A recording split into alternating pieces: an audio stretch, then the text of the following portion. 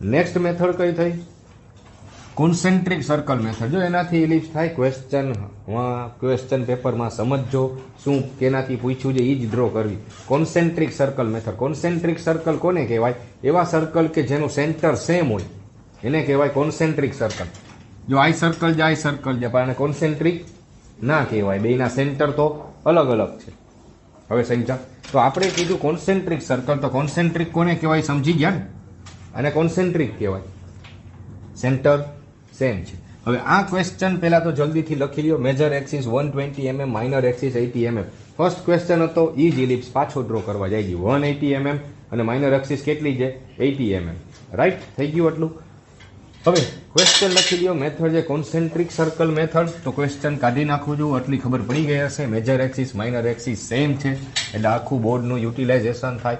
હવે તમે આ મેથડ ડ્રો કરવા માટે કોણ માપકનો ઉપયોગ કરી શકો, બરોબર છે, પણ એ બહુ વાર લાગશે એમાં, એટલે એડવાઇઝેબલ છે કે મિની ડ્રાફ્ટરનો યુઝ કરો તો બહુ ઝડપથી થશે। જો હું મિની ડ્રાફ્ટરથી કરાવીશ, પ્રોટ્રેક્ટરથી કરાવીશ, કોણ માપકથી કરાવીશ, બધી રીતે હું તમને કરાવી દઈશ, તમને જે મેળ પડે, બરોબર છે? જો કઈ રીતે। હવે આપણે શું કરવાનું છે, આ મેથડની અંદર આપણે હોરિઝોન્ટલ વર્ટિકલ લાઈન ડ્રો કરવાની। હોરિઝોન્ટલ વર્ટિકલ કેટલી લાઈન ડ્રો કરવાની? તો જો આમાં ડાયરેક્ટ થઈ જાય, આ ડાયરેક્ટ હોરિઝોન્ટલ, આ વર્ટિકલ। હવે તમે આને અહીંથી આમ ગમે ત્યાં મૂવ કરો, આ ફિક્સ જ રહી।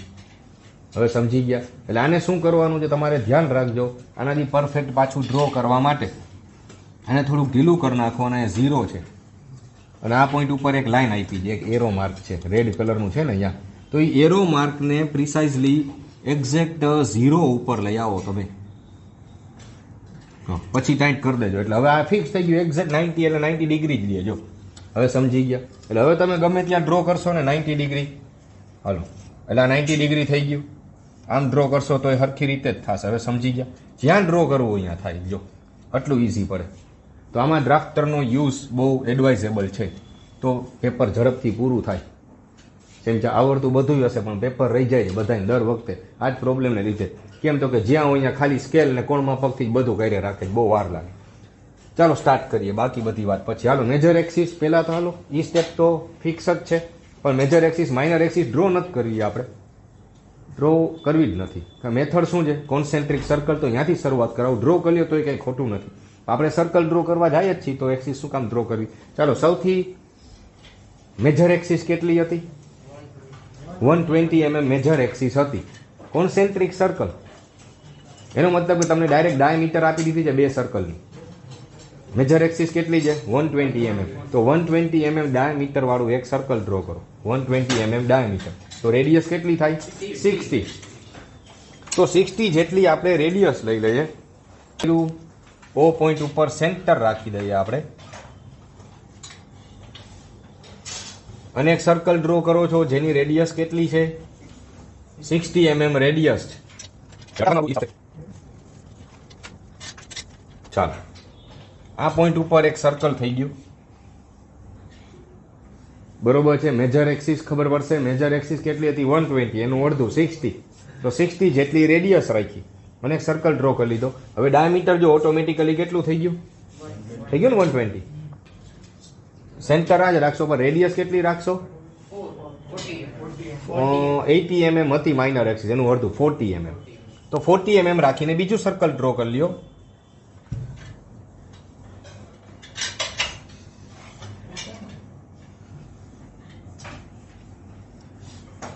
હાલો, એટલે આ મેથડને નામ આપ્યું કોન્સેન્ટ્રિક સર્કલ મેથડ। હાલો, મેં આવી રીતે ડ્રો કર્યું, રેડિયસ લઈને સર્કલ ડ્રો કર્યા, અથવા તમે બીજી એક રીતે પણ કરી શકો છો। કઈ રીતે? ફર્સ્ટ ક્વેશ્ચનમાં કર્યું તેમ પહેલા શું કરી દેવાનું? Major axis minor axis draw કરી દેવાનું, તોય થઈ જાય। મેજર એક્સિસ ડ્રો કરી લ્યો એટલે થઈ ગયું। મેજર એક્સિસ ડ્રો કરો એટલે આ સર્કલની ડાયામીટર આવી ગઈ, અને માઇનર એક્સિસ ડ્રો કરી આ સર્કલની ડાયામીટર આવી। તમારે ત્યાંથી સીધું સર્કલ કરી દેવું, બેમાંથી જેમ કરવું એ। અહીંયા સુધી ખબર પડી? હવે આપણે કરવા જાય છીએ સર્કલના 12 ઇક્વલ પાર્ટ્સ, 12 સરખા ભાગ પાડો। જેટલા પાડો એટલા પાડી શકાય, પણ સરખા ભાગ પાડવાના, 12 સરખા ભાગ પાડવા। તો 12 સરખા ભાગ પાડવા પહેલા એક કામ કરો, બે diameter horizontal vertical line draw કરી લઈ પહેલા, એક્ઝેક્ટ હોરિઝોન્ટલ વર્ટિકલ લાઈન।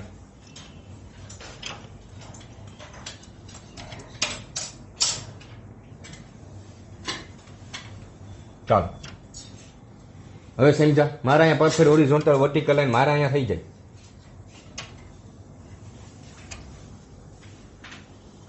આખી આખી, મેં તો ખાલી માપ લેવા માટે કર્યું હતું.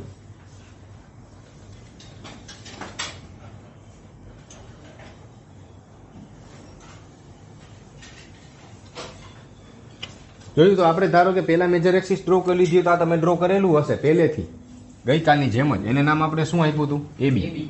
અને તમે એમ કે માઇનર એક્સિસ અમે પહેલેથી ડ્રો કરી જ લીધી, તોય વાંધો નહીં, તો તમે અહીંયા સુધી આટલું જ ડ્રો કર્યું હશે. ચાલો સમજી ગયા, તો તમે આટલું ડ્રો કર્યું હોવું જોઈએ. હાલો આ થઈ જશે સી ડી, થઈ ગયું. એટલે જો હવે આવી રીતે કરાય, જો કદાચ કોઈ પહેલેથી મેજર એક્સિસ ડ્રો કરી દે, માઇનર એક્સિસ ડ્રો કરે તો એ ડ્રો કરી લો, પછી સર્કલ કરી દેવું. અહીંથી સીધું આટલું સેન્ટર અને એક સર્કલ, અહીંથી આટલું સેન્ટર અને એક સર્કલ, તોય થઈ જાય, તોય વાંધો નહીં.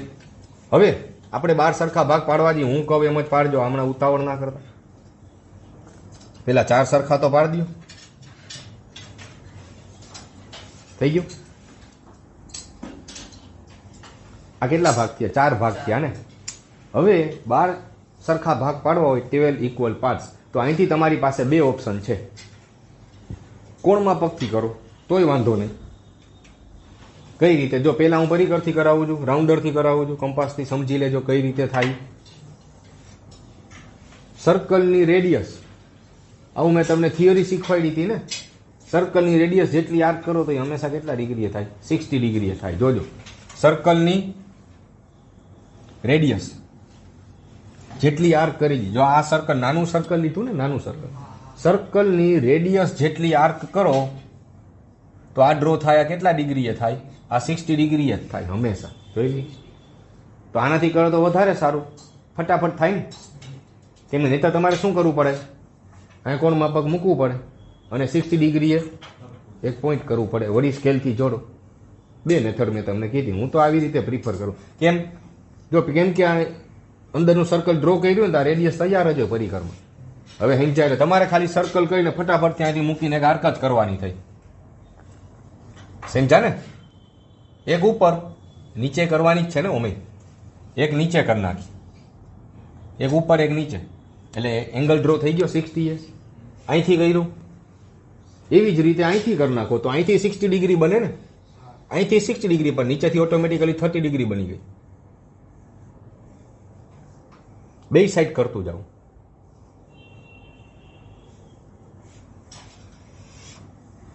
એવી જ રીતે ડી પોઈન્ટ ઉપરથી મેં કરી દીધું. તમે એમ કહો મેં નાનું સર્કલ લીધું તોય હાલે, મોટા સર્કલથી એવી રીતે કરો ને તોય હાલે.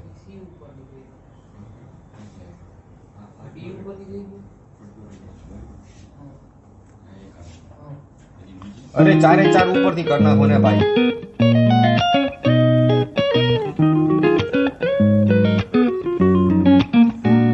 જોઈએ 12 સરખા ભાગ.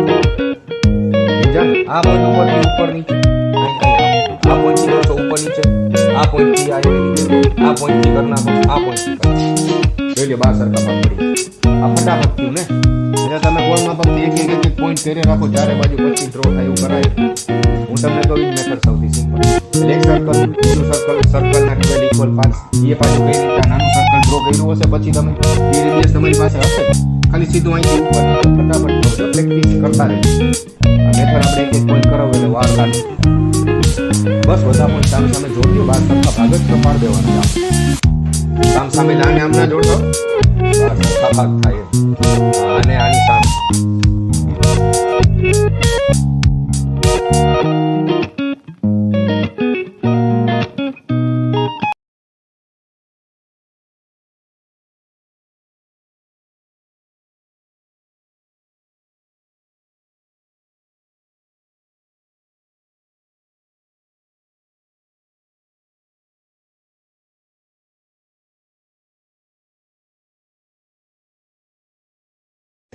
હવે નેક્સ્ટ પોઈન્ટ આપણો એમ થાય છે, હાલો બધા સર્કલના પાર્ટ પાડી દીધા. ઓકે, સર્કલના 12 ઇક્વલ પાર્ટ્સ આપણું કમ્પ્લીટ. એટલે સૌથી પહેલા શું કર્યું? એક મેજર એક્સિસ જેવડું એક સર્કલ, માઇનર એક્સિસ જેવડું એક સર્કલ ડ્રો કરી દીધું. આપણું એલિપ્સ આમાંથી પાસ થશે, એ તો ફાઇનલી તો તમને ખબર જ હતી, ABCD માંથી પાસ થાય છે. હવે કાલે આપણે આર્ક કરી, એની બદલે આમાં આપણે ઇન્ટરસેક્શન ઓફ પોઈન્ટ કરશે. એટલે કે આપણે હવે નામ આપીએ. એક કામ કરો, બધા આવી રીતે જ આપે. આને 1 આપે, અંદરની સાઈડ આપી દેજો. આને 1, આને બહારની side 1 dash, 1 1 dash, 2 2 dash, 3 3 dash, 4 4 dash, 5 5 dash, 6 6 dash, 7 7 dash, 8 8 dash. આ સર્કલમાં અંદર આપજો અને ઓમાં બારે આપજો. શું કામ એનું રીઝન કહું હમણાં. 12 12 ડેશ. હવે આપણે એમ કરવાનું છે કે આ બધા પોઈન્ટના ઇન્ટરસેક્શન પોઈન્ટ જોઈએ. એટલે આપણે ખાલી કરવાનું એ રીતે 1 2 3 4 5 આપ્યું ને ત્યાંથી બધી હોરિઝોન્ટલ લાઈન જ ડ્રો કરવાની. 1 2 3 4 5 થી હોરિઝોન્ટલ લાઈન અને ડેશવાળા જે ત્યાંથી વર્ટિકલ. ફરીથી એકવાર 1 2 3 4 5 છે અંદરના સર્કલથી હોરિઝોન્ટલ લાઈન અને બહારના સર્કલથી વર્ટિકલ લાઈન. જ્યાં કટ થાય આપણું ઇલિપ્સનો પોઈન્ટ આવી ગયો. જો શું કીધું મેં, 1 ઉપરથી કેટલી હોરિઝોન્ટલ લાઈન, એક પહેલા એક જ કરાવો. 1 ઉપરથી હોરિઝોન્ટલ અને 1 ડેશ ઉપરથી વર્ટિકલ. પણ આ પહોંચ્યું ને અહીંયા સુધી, એને થોડુંક શિફ્ટ કરી દે.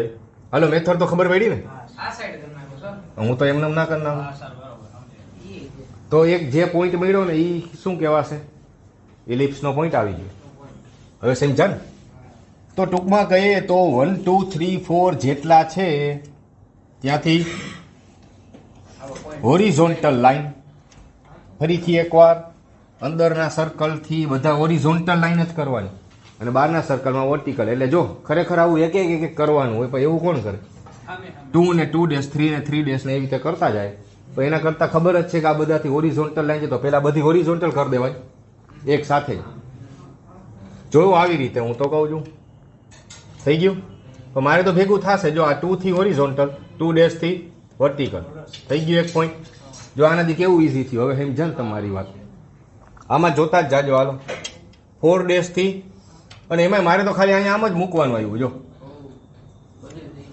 એક સાથે અહીંયા પૂરું થયું. હાલો, હવે ખબર પડતી જશે. આવી રીતે છે. 5 થી હોરિઝોન્ટલ, 3 3 ડેશ તો યાદ યાદ ના આવે. શું કેમ અકલની વાત કરો છો? બુદ્ધિનું પ્રદર્શન. કઈ બ્રાન્ચ છે? ચાલો 6 ને અહીંયા તો કરવાનું નહીં ને. જો ફરીથી એકવાર હજી અહીંયા કરતો જ જાઉં છું. 7 થી આવી રીતે 7 ડેશ થી ઉપર જ્યાં ક્રોસ થાય આપણું પોઈન્ટ, ઇલિપ્સ બનતા ગયા. લ્યો, અને આ તો મારે બોર્ડ છે એટલે ડ્રાફ્ટર એટલા મોટા ના. ડ્રોઈંગ બોર્ડમાં તો તમારે સમય જાય ને, મિની ડ્રાફ્ટર. બોર્ડ માટે આખું મોટું ડ્રાફ્ટર જોઈએ. ચાલો, 11 થી હોરિઝોન્ટલ, 11 ડેશ થી વર્ટિકલ લાઈન.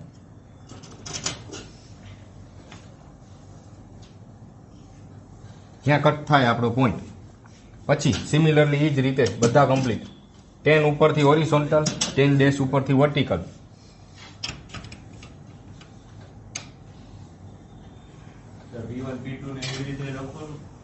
એ બધું પછી પહેલા ખાલી પોઈન્ટ કરી નાખો. હા, પછી લખવાના પોઈન્ટ આપણને જે નામ આવ્યા એ. ચાલો, હવે સમજા. તો આ બધા પોઈન્ટમાંથી પાસ થતું ઇલિપ્સ.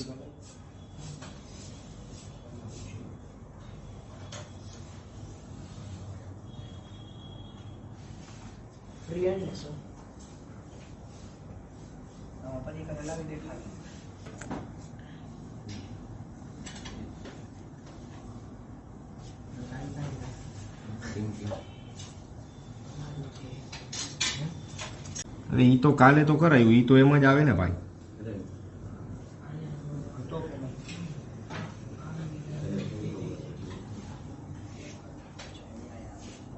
અહીંયા થોડોક કર. હવે પરફેક્ટ. હાલો, થઈ ગયું. ઇલિપ્સ તૈયાર. આટલી મેથડ છે. Very good. મસ્ત ડાયાગ્રામ ડ્રો કરી. આ એ જો 24 28 ભાગ કર્યા. આપણે એવું કાંઈ ના કરાય. આ કેદી પૂરું થાય ભાઈ. અને તમે માર્ક કર્યું, જોયું આ ડ્રાફ્ટરથી કેટલું ઇઝી થયું. તો આવી રીતે કરાય ખરેખર ડ્રોઈંગ બોર્ડમાં. હવે તમારે સીટ ડ્રો કરવાની છે અને આટલા પોઈન્ટ કમ્પ્લીટ. હવે આ ઇલિપ્સની અંદર પહેલા ક્વેશ્ચનમાં આ ક્વેશ્ચનમાં બેયમાં પૂછી શકે છે કે નોર્મલ અને ટેન્જેન્ટ ડ્રો કરો. શું ડ્રો કરો? Normal and tangent. ટેન્જેન્ટ એટલે કે ગુજરાતીમાં આપણે એને કહેતા હતા સ્પર્શક. સ્પર્શક અને ટેન્જેન્ટ લંબ. નોર્મલ એટલે લંબ. એટલે કે જો આવી રીતે જો સમજો, આવો કોઈ પણ એક ગ્રાફ છે, તમને એમ કહેવાનો સ્પર્શક ડ્રો કરો. સ્પર્શક ટેન્જેન્ટનો મતલબ શું? એક જ પોઈન્ટમાંથી પાસ થાય એવી લાઈન, એને કહેવાય ટેન્જેન્ટ. જેમ કે આ ગ્રાફ છે તો આ પોઈન્ટ છે, તો જો આને આવી રીતે પાસ થાય ને શું કહેવાય? ટેન્જન્ટ, સ્પર્શક, ટેન્જન્ટ. સમજા? અને લંબનો મતલબ શું? એનાથી 90 ડિગ્રીએ જે લાઈન હોય અને નોર્મલ કહેવાય. તો એ આપણે આગળના ચેપ્ટરમાં કરતા જ હતા. આગળના ચેપ્ટરમાં જો સાવ નાના આપણે એક બે ટોપિક કર્યા હતા કે કોઈ પણ એક પોઈન્ટમાંથી એક પરપેન્ડિક્યુલર લાઈન ખેંચો. એ ટોપિકનો ઉપયોગ આવ્યો. હવે તમને આમાં એમ કહી શકે છે કે ઇલિપ્સમાં નોર્મલ અને ટેન્જન્ટ ડ્રો કરો ગમે તે પોઈન્ટ ઉપર. જેને જે પોઈન્ટ ઉપર ડ્રો કરવો એ પોઈન્ટ ઉપર ડ્રો કરે. સમજા? શું કરવાનું? નોર્મલ અને ટેન્જન્ટ. તો કઈ રીતે ડ્રો થાય? તો હવે ફોકસ પોઈન્ટ જોઈએ. ફોકસ પોઈન્ટ જોઈએ જ તો જ થાય. ફોકસ પોઈન્ટ નથી. કાલના મેથડમાં એ સહેલું થાય, આજના મેથડમાં એ અઘરું થાય. ફોકસ પોઈન્ટ અઘરું તો કાંઈ ના થાય, એક સ્ટેપ વધારે થાય. ફોકસ પોઈન્ટ બનાવી દેવાના. હાલો ફોકસ પોઈન્ટ બનાવો તો કઈ રીતે બનાવવાનું? તો ફોકસ પોઈન્ટ યાદ કરો. મેજર એક્સિસ સમજો. Major axis radius. મેજર એક્સિસની અડધી રેડિયસ. પણ આ આર્ક કરવાની ક્યાંથી? સી પોઈન્ટ ઉપરથી. હાલો એક પોઈન્ટ થાય છે અહીંયા, આ એક્ઝેક્ટ 6 ઉપર થઈ, તો સામે એક્ઝેક્ટ 12 ઉપર જ થશે. કેમ કે ડાયમેન્શન એવા હતા 120 ને 80. દર વખતે એવું થાય જરૂરી નથી હો, ધ્યાન રાખો. હાલો ફોકસ પોઈન્ટ લોકેટ કર્યા. આવે જ એક્ઝેક્ટ 6 ઉપર જ આવે તો જ સાચું. આ F1 અને આને કીધું F2. પેલા સમજી લ્યો, ડ્રો પછી કરી લેજો ને. F1 F2 બે ફોકસ પોઈન્ટ થઈ ગયા. હવે શું કરવાનું હોય? તમને એમ કે ગમે એ પોઈન્ટ ઉપર ટેન્જન્ટ ડ્રો કરો, તો ગમે એ પોઈન્ટ તમારા આખા ઇલિપ્સમાં જ્યાં દર્શાવો હોય ને ત્યાં દર્શાવી દેજો. હું જેટલે નોર્મલ ડ્રો કરવા છે, પણ એ ક્યાં ડ્રો કરવાના છે? ઇલિપ્સ ઉપર ને. So that point should be on ellipse. Ellipse ઉપર ગમે ત્યાં પોઈન્ટ હોવું જોઈએ. ઇલિપ્સ ઉપર, સર્કલ ઉપર ને, ઇલિપ્સ ઉપર. એટલે ગમે આખા ઇલિપ્સમાં ગમે ત્યાં. તો અહીંયા ડ્રો કરું છું. અહીંયા સમજા ને, ખાલી ચેન્જ શું કર્યું? ઇલિપ્સ ઉપર એ પોઈન્ટ હોવું જોઈએ ને, કેમ કે આપણે ઇલિપ્સનું ડ્રો કરેલું, પોઈન્ટ તો બહાર હોયું કીધું એટલે. તો તમને કહું તો પેલા આમાં ધ્યાન આપો ને. મેં ડ્રો કરવાનું કીધું જ નથી ભાઈ, નથી ડ્રો કરવું. પેલા શીખી લ્યો ને, ખાલી એક બે સ્ટેપ જ છે ખાલી. પી પોઈન્ટ ઇલિપ્સમાં ગમે ત્યાં લોકેટ કરજો, ગમે ત્યાં. મેથડ આ જ રહેશે. મેં ઇલિપ્સમાં પી પોઈન્ટ અહીંયા ડ્રો કર્યો છે. હા, હવે પરફેક્ટ થઈ ગયું. ફોકસ પોઈન્ટ સાથે કનેક્ટ કર્યા. હવે જે એંગલ બન્યો ને એનો દુભાજક ડ્રો કરી નાખો, બાયસેક્ટર. તો એ હંમેશા નોર્મલ જ કહેવાય, લંબ જ કહેવાય. આવી ગયું. અને એને આવી ડ્રો કરવાની આપણે મેથડ શીખી હતી આગળના ચેપ્ટરમાં. શું હતું કે તમને ગમે તે એંગલ આપ્યો હતું આવું, એનો દુભાજક ડ્રો કરો તો લંબ દ્વિભાજક ડ્રો કરી નાખો. બે સરખા એંગલ બનાવ્યો ડ્રો કરો. તો તમે એમ કહો અમે તો કોણ માપકથી કરી લઈ. પછી એ ક્યારે કરી શકો? એક્ઝેક્ટ 60 આપ્યો તો કરી શકો ને. હવે એમ કહું તો કે આ 45.26 ડિગ્રી છે, તો કેવું અઘરું પડે એનું અડધું ડ્રો કરવું કોણ માપકથી. તો જે મેથડ એપ્લાય આપણે એમાં કરી ગયા હતા ને, એ જ મેથડ પાછી એપ્લાય કરું છું. શું મેથડ એપ્લાય કઈ રીતે યાદ છે કોઈને? કોઈ કહી શકે? બે ખૂણા વચ્ચેનો બે કોઈ પણ એક એંગલ છે, એના દુભાજક કઈ રીતે ડ્રો કરવું? બાયસેક્ટર. જોઈ સમજાવી દો પાછું ફરીથી એકવાર. પરપેન્ડિક્યુલર બાયસેક્ટર કઈ રીતે કરવો? ક્યાં બે સરખા પોઈન્ટ છે તે પરપેન્ડિક્યુલર બાયસેક્ટર ડ્રો થાય? ના થાય. એટલે જો ધ્યાન આપો પેલા. જો પી ને સેન્ટર રાખીએ આપણે, અને ગમે તે રેડિયસ આના કરતા નાની રાખીએ આપણે. પી ને પેલા બે સરખા ડિસ્ટન્સ વાળા પોઈન્ટ તો જોઈ ને. અહીંથી F2 અલગ ડિસ્ટન્સે છે અને અહીંથી F1 અલગ ડિસ્ટન્સે છે. સમજા? બે અલગ અલગ ડિસ્ટન્સે છે. એટલે આપણે બે સરખા ડિસ્ટન્સ વાળા પોઈન્ટ જોઈએ તો ગમે એક રેડિયસ રાખી દે, એક અહીંયા રાખી દો. એટલે રેડિયસ ગમે એટલી રાખશો, પણ સેમ રેડિયસથી એક પોઈન્ટ અહીંયા, એક પોઈન્ટ અહીંયા. હવે થઈ ગયા ને? અહીંથી આ જેટલું ડિસ્ટન્સ હોય અહીંથી આ ઈ જ ડિસ્ટન્સ થાય ને, બરોબર છે? એની જ રેડિયસથી બે પોઈન્ટનું ચાપ મારી દો. બે પોઈન્ટ ઉપર એના એ બે પોઈન્ટથી, એક આ પોઈન્ટથી કરી દઈએ છીએ અને એક આ પોઈન્ટથી કરી દઈએ છીએ, જ્યાં ઇન્ટરસેક્ટ થાય. આ પોઈન્ટ ઉપર ઇન્ટરસેક્ટ થાય છે. આ બે પોઈન્ટનું વચ્ચોવચ્ચ પોઈન્ટ આવ્યું.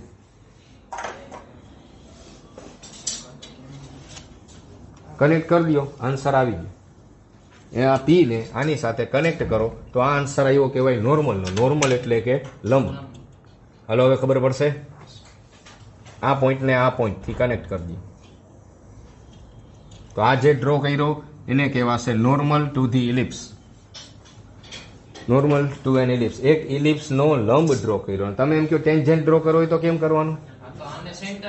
હા, આનાથી 90 ડિગ્રી એક લાઈન ડ્રો કરી દેજો.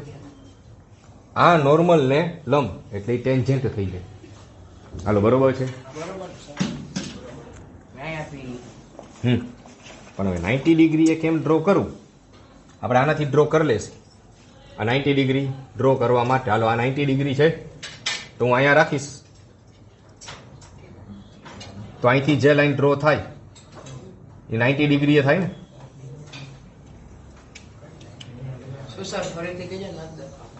અરે આ પોઈન્ટને 90 ડિગ્રી, આ પોઈન્ટને લંબ અહીંયા થવું જોઈએ. તો આ જે ડ્રો કર્યો એને કહેવાય ટેન્જન્ટ. એવું તમે આગળના ક્વેશ્ચનમાં કરી શકો છો. આગળમાં પહેલેથી 2 ફોકસ પોઈન્ટ તો હતા. પી પોઈન્ટ ઇલિપ્સ ઉપર ગમે ત્યાં લઈ લેજો. નોર્મલ અને ટેન્જન્ટ, આખા ઇલિપ્સનો નોર્મલ ટેન્જન્ટ કહેવાય. ઇલિપ્સનો લંબ અને સ્પર્શક આવી રીતે ડ્રો થાય. ફરીથી એકવાર રિવાઇઝ કરાવી દઉં. શું કરવાનું? ફોકસ પોઈન્ટ લોકેટ કરો. ફોકસ પોઈન્ટ તો આવડે છે કઈ રીતે કર્યા. આટલી રેડિયસ, મોટા સર્કલની રેડિયસ, પછી યાદ કરશો આ નાના સર્કલ ઉપરથી, એટલે 2 ફોકસ પોઈન્ટ મળી ગયા. હવે ગમે ત્યાં પી દર્શાવી દો. આખા ઇલિપ્સમાં પણ ઇલિપ્સમાં અહીંયા પોઈન્ટ પી બતાવી દીધું.